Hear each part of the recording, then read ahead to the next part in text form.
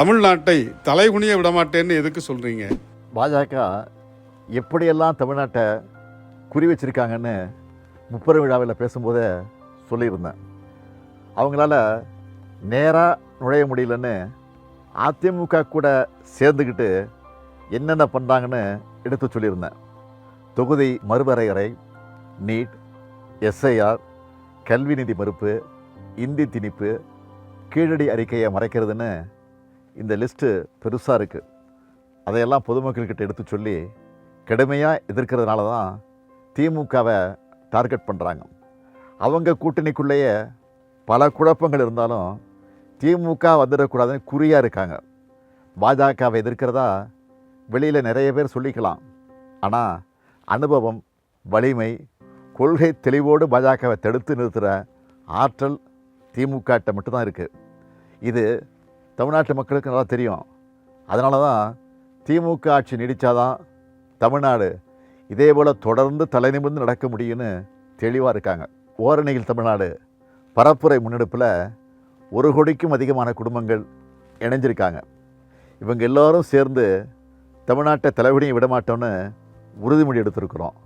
தமிழ்நாட்டு மக்கள் எல்லோருடைய மனசுலையும் இருக்கிற உணர்வைத்தான் முப்பெரும் விழாவிலையும் வெளிப்படுத்தியிருக்கிறோம். உங்கள் ஆட்சியில் நிறைய புது புது திட்டங்கள் செயல்படுத்துகிறீங்க. இதற்கான வரவேற்பு எப்படி இருக்குது? நம்ம திராவிட மாடல் ஆட்சியில் கலைஞர் மகளிர் உரிமை திட்டம், விடியல் பயண திட்டம், காலை உணவு திட்டம், புதுமை பெண், தமிழ் புதல்வன், நான் முதல்வன், இன்னுயிர் காப்போம், நம்மை காக்கும் 48, மக்களை தேடி மருத்துவம்னு ஏராளமான திட்டங்களை கொண்டு வந்திருக்கிறோம். இதில் பல திட்டங்களை மற்ற மாநிலங்கள்லேயும் பின்பற்ற தொடங்கியிருக்கிறாங்க.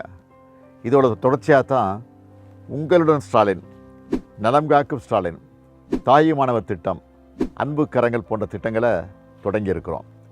இந்த திட்டங்களை பற்றி நான் சொல்கிறத விட பொதுமக்கள் என்ன சொல்கிறாங்கன்னு நான் பார்த்த சில பேட்டிகளை இப்போ ப்ளே பண்ணுறேன். நான் அரசியல் பாகுபாடெல்லாம் எதுவும் பார்க்கல. இப்போ நிறைய திட்டங்கள்லாம் நான் பேப்பரில் பார்க்குறேன். DMK is improving lot. ஐயா அந்த சொன்னதை எனக்கு அழ வந்துச்சு. நான் நல்லனா கூட ஐயா படிக்க வச்சுட்டாரு. சந்தோஷம். நான் இருக்கேன் அப்படி சொல்லி சொன்னாங்க. நல்ல ஃப்ரெண்டாகவும் நல்ல பெற்றோராகவும் நான் இருக்கேன்னு சொன்னாங்க. அம்மா வீட்டில் கொடுக்கறதுக்கு கூட யோசனை பண்ணுவாங்க. இந்த மாதம் இல்லைம்மா அடுத்த மாதம் பார்க்குறம்மா அப்படின்னுவாங்க. ஆனால் நம்ம தமிழ்நாட்டு முதல்வர் ஐயா இது நல்ல ஒரு திட்டத்தை கொண்டு வந்திருக்கிறாரு. இது மாதம் இந்த 1000 ரூபாய் ரொம்ப பயனுள்ளதாக இருக்குது. ஏதோ ஒரு மாற்றுத்திறனாளி ஒரு கிராமத்தில் ஒரு 20 பேர் 10 பேர் இருக்கும்போது அங்கே ஒரு மாற்றுத்திறனாளியை கண்டிப்பாக தேர்ந்தெடுக்கணும். அப்போ அந்த கிராமத்தில் இருக்கிற ஒட்டுமொத்த 20 மாற்றுத்திறனாளிகளையும் அந்த கிராமத்தில் இருக்கிறவங்க அதுக்கான ஒரு மரியாதையை அங்கீகாரம் கொடுப்பாங்க. என்னோட பிள்ளைக்கும் காலேஜ் படிக்கிறான், அவனுக்கும் ஒரு 1000 ரூபாய் கொடுக்குறாரு. எங்கே போனாலும் ஃப்ரீயாக பஸ்ஸில் போகிறோம். எங்களுக்கு எல்லாமே பயனுள்ளதாக இருக்குது.